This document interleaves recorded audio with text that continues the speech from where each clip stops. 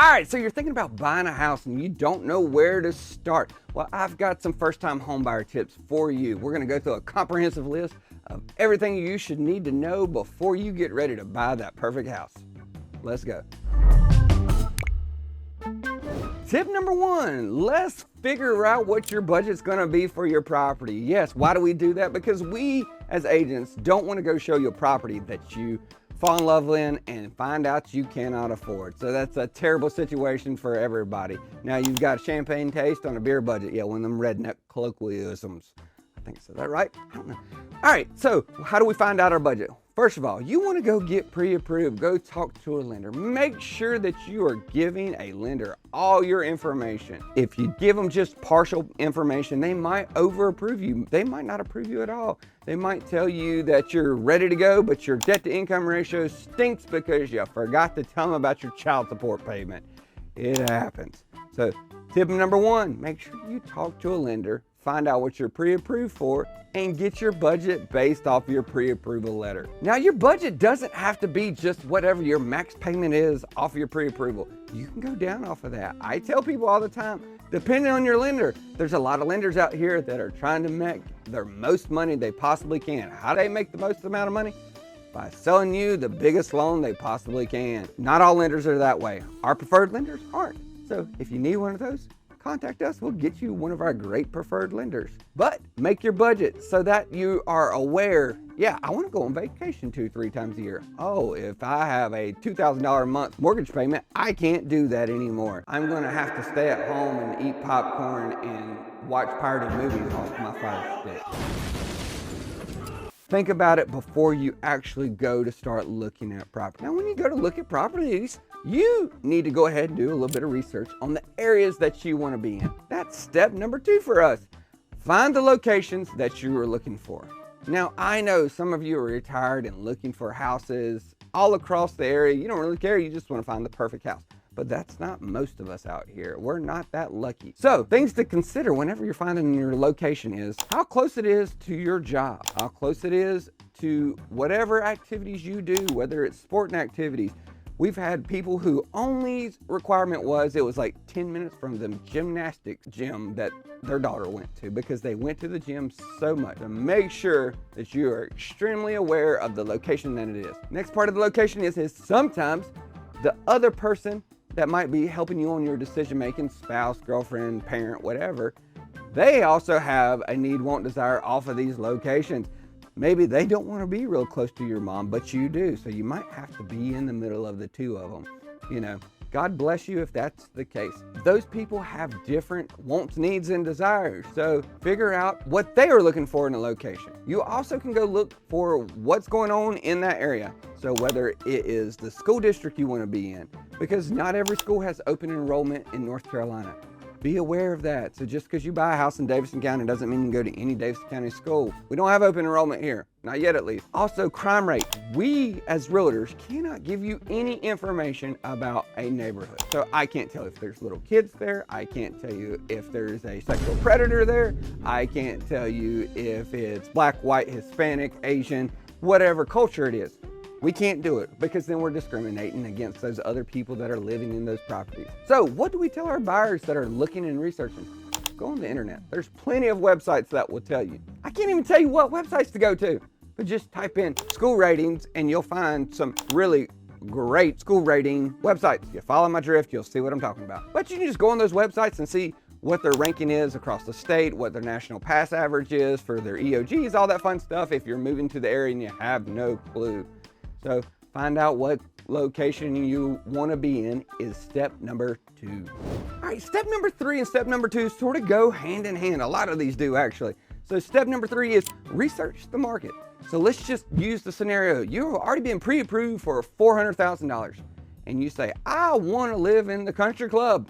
Well, guess what? All the properties in the country club that you want to live in are $500,000, $1 million properties. So you might want to have to change where you're looking at instead of just looking for a diamond in the rough. If you are looking for those diamond in the rough, do they come through the market? Yes. Just let your agent know, hey, I'm sort of interested if the right property came up at the right price, but I'm just browsing right now. And so set me up some searches on just these neighborhoods. That would be great. Now, if they change, great. If your budget changes, you got a job promotion, great. We will change whatever you want. You just gotta be vocal with us. It's sort of like we're dating. If you don't tell us what you don't like and what's annoying that we do, then we don't know. So if you just change your opinion off of where you want to be at and you don't tell us, we don't know that we're not doing our job. But it's also the agent's job to be communicating with you. If they're not communicating with you and asking you where you want to be at or what your time frame is, then you might want to find a new agent. So research that neighborhood. Make sure it's where you want to be at across the board and that you can afford it. All right, your next step up is to make a list. And what should you put on this list? What your needs and wants are. So pretty much a wish list. So what all needs to be on that list? Well, first of all, you need to have your wants and your needs in separate. Put those things on there. So you might want a 4-bedroom house, 5-bedroom house, but you really only need 3. You might need 3 and a bonus, but that makes a big difference whenever we're searching as agents. Or you really want to have a fenced-in backyard, but you could put in a fence afterwards if the property was at the right price. Same thing with swimming pools, things like that. Maybe it's the school district. Like you need to be in a certain school district because your kid's getting ready to graduate, you're not gonna move schools. Great example of that. You're not gonna change any of those things. Or if you really don't wanna be very far from work, make sure that you're aware of everybody's wants and needs. A big thing that we see is the husbands wants a fixer-upper so they can put some sweat equity into a property. They can do some paint, remodel, weekend warrior stuff. And the wife says, I just want to be able to bring my bags and sit them in here and decorate the house the way I want it. It's a big conflict. And then when we start showing you properties, we can't decipher which one we're showing to, where we're at, location, things like that. Try to narrow it down. Now we can change those things. They can always move whenever we're showing properties. So your wants and needs list can always be changing, but make sure that you go ahead and literally write those down. And that way you can sort of say, hey, does this fit what I'm actually looking for? Is this just a nice property in the middle of nowhere and I think that I'm gonna want it, but then it's an hour and a half away from my job. Next tip for the home buying process, find you an actual really good agent. Now, where you do this is sort of up to you. If you want to go ahead and do a little bit of research beforehand, or if you want to go ahead and get focused and then find an agent that's in that area, that's okay too. It's sort of the chicken for the egg kind of situation. But how do you find a good real estate agent? First of all, don't just ask the internet. The internet is just going to take anybody and their brother. Oh, I saw that you wanted a realtor. Well, here's somebody that I actually know. Doesn't mean they're a great agent. Doesn't mean they know the area that you're in. They just mean that that friend of yours is actually knows them. They might not even use them. You need to interview a bunch of different agents. Ask the agents hard-hitting questions like, how many properties have you sold in this neighborhood? Are you from around here? How do you know the neighborhood that I'm looking for? Is this your full-time job? A lot of agents are getting out of the business. They don't even want to work anymore. So these are some of the questions that might be scary to ask, but you need to interview them. Think of it more like speed dating. Go talk to a bunch of different agents. See which ones you fit for. Like, look, this mullet doesn't fit for everybody. And sometimes somebody's suit and tie makes other people uncomfortable. Whatever it is that makes you uncomfortable, go find a different agent. There's plenty to go around. If you want to interview somebody, let me know. I'll be happy to give you even more questions. Just shoot me a message or put something in the comments. Just a news flash for you. Whenever you're looking for an agent, and why do I say look for an agent? Is buyer agents are usually paid by the seller when the property's on the MLS. Like, it's no cost to you. So if you don't get a real estate agent, that means that the listing agent is going to get all the money and you have nobody to actually work for you. So it's sort of like playing football and the other team has a coach and you've never played football before and you don't have a coach. And the coach was free. Most of the time, that's the situation whenever people are like, I'll just go buy the house that's listed with the listing agent. I would highly suggest not doing that. All right, now that you've found the perfect real estate agent to go show you properties, what's next? Well, let's go view some properties. Go take a look at them.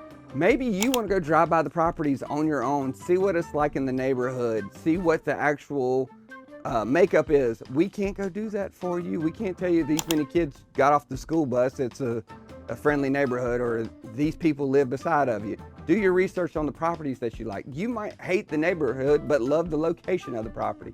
Save yourself some time and energy whenever you're going to go look at these homes with your realtor. Whenever you're going to go look at it, make sure that you plan accordingly. So us realtors, we try to plan everything back to back to back to back.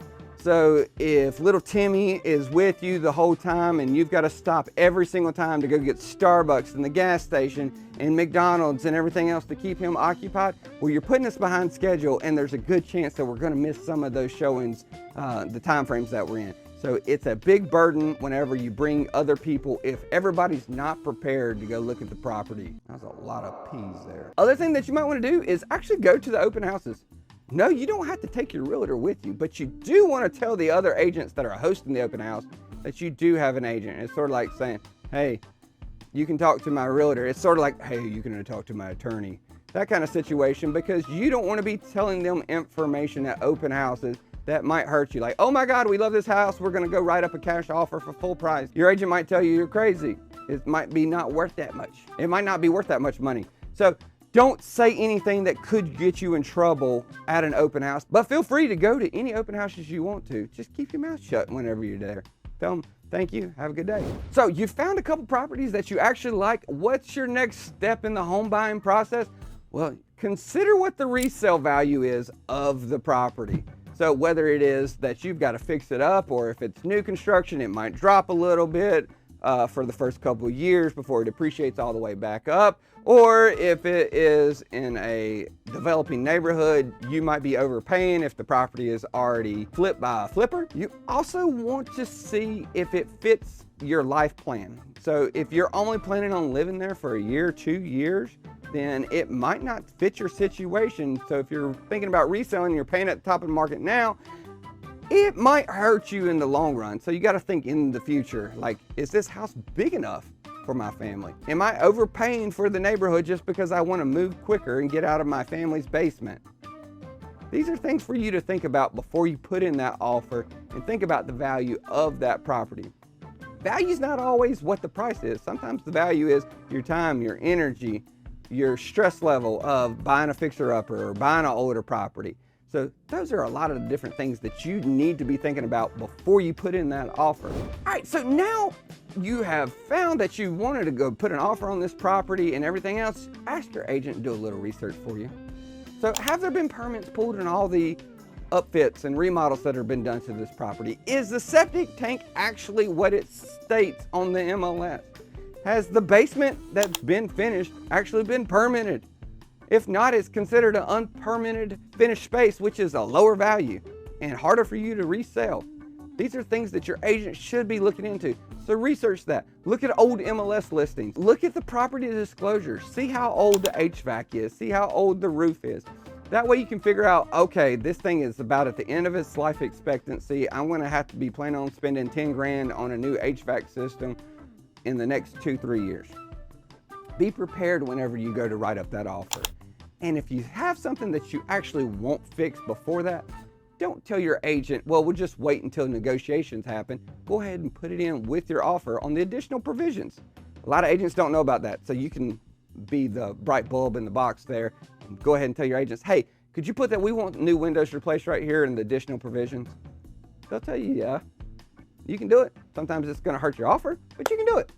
All right, whenever you decide you want to write up that offer, make sure that you're looking over everything on that offer to know that it's the right pricing, the right due diligence money. What's the difference between due diligence money, earnest money? Don't just skim over your contract. So your next tip is actually read the contract and have your agent explain it. Don't just DocuSign it. All right, so now you've actually got your property under contract. What do? Well, you go get home inspections. Why do we ask for home inspections? Because home inspections are going to save you thousands of dollars in the long run for the things that you cannot see that might be going on behind the walls. That's not seen by the open eye, that might be costing you dearly, whether there's a water leak in the basement or your shingles are breaking apart, maybe your roof boot's broken, electrical doesn't work, whatever it is. Home inspectors are going to find a lot of those issues, and you can use those to either negotiate, get repairs, maybe drop the price, get more closing costs.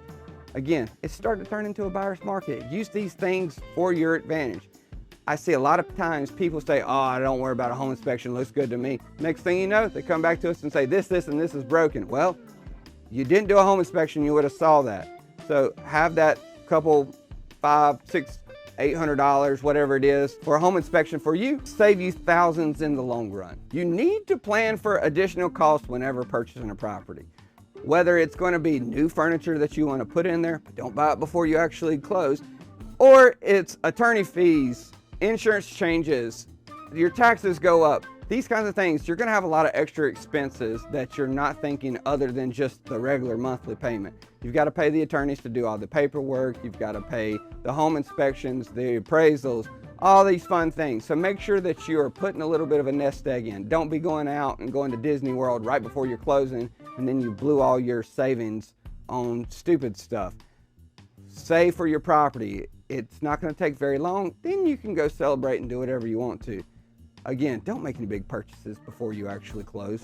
When you are looking for a house, and first-time homebuyers are notorious that they don't want to be patient. They're just like, I like this house. As an agent, it scares the crap out of us. We don't want to see somebody just say, I want this one, and be like, okay, I'll take that. I'm like, no, let's go look at a couple more. You might not like that one. Sometimes I do, sometimes I don't. I've had a couple clients that bought the very first property they seen, fell in love with it, and lived in there happily ever after. I've had other ones that said, oh my God, thank you so much for not letting me jump to conclusions and just put an offer on that other property. I would have hated it. Stay patient. At the same time you're staying patient, you need to stay informed because interest rates are changing. So your payments might be changing. They might be going up, might be going down. Right now they're going up, but hopefully sooner or later they're going to be going down.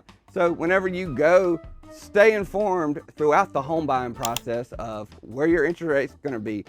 After you get under contract, yeah, you're going to lock that interest rate in, but beforehand, you might want to stay informed because if you were looking 6 months, a year ago, 2 years ago, you're going to be in some sticker shock of what your monthly payment's going to be off of the interest rate. All right, so now we're at the very end. It's time to close, getting ready to get our keys. What do we need to do? Make sure that you're staying informed with everything. Make sure that your agent is on top of it, whether it's getting your home inspection scheduled, your appraisals scheduled, your contract paperwork back to the attorneys. A lot of times agents get lazy and won't return the paperwork, whether it's the seller or buyer side. Sometimes they need a little bit of push on the tush, if you know what I'm saying, to be able to get everything smooth so you can close on closing day. So stay informed on everything that's going on. Make sure underwriters got all the paperwork that they need and you are going to be good to go. Now, you've got the closing day and you're so excited. What is the last step of the Ultimate Home Buyer Guide is you don't get the keys immediately. I know it's a shock for a lot of people. So don't plan on moving day to be the same as closing day. Huge issue that we see is things go wrong before closing. Whether it is you can't get a signature from an out-of-state seller or the lender screwed up something, the agent screwed up something, the attorney screwed up something. We see it happen all the time. A lot of mistakes are made in real estate. We're human people. Just like you make mistakes in your job, we do too, and so do everybody else that we work with. We're gonna own up to them, but at the same time, don't plan on closing and think that you're gonna move immediately afterwards, because guess what? You don't get the keys until it actually records. It doesn't record until the attorney gets all the money and doesn't get all the money until the lender sends them all the money. So these kinds of things, they sort of rebound off of each other and have a cause and effect situation. Our biggest nightmare is whenever we see a buyer who did not listen to our agents and they show up in a U-Haul and then it doesn't close. Pro tip for you as a client, ask your agent to not close on a Thursday or Friday. Try to close on a Wednesday, Tuesday, stuff like that. That way you actually got a little bit more time, because if you close on a Friday and it doesn't actually get recorded on Friday, guess what? They don't do it on the weekend, so you're gonna have to wait all weekend long. So Wednesdays are usually our sweet spot. We prefer Wednesdays over here at Mantle. These are some of the tips that we teach our agents. So again, if you are overwhelmed by the first-time home buyer process, you have nowhere to start, shoot us a message, send us a comment. We'll be glad to help you any way possible, and good luck with your search.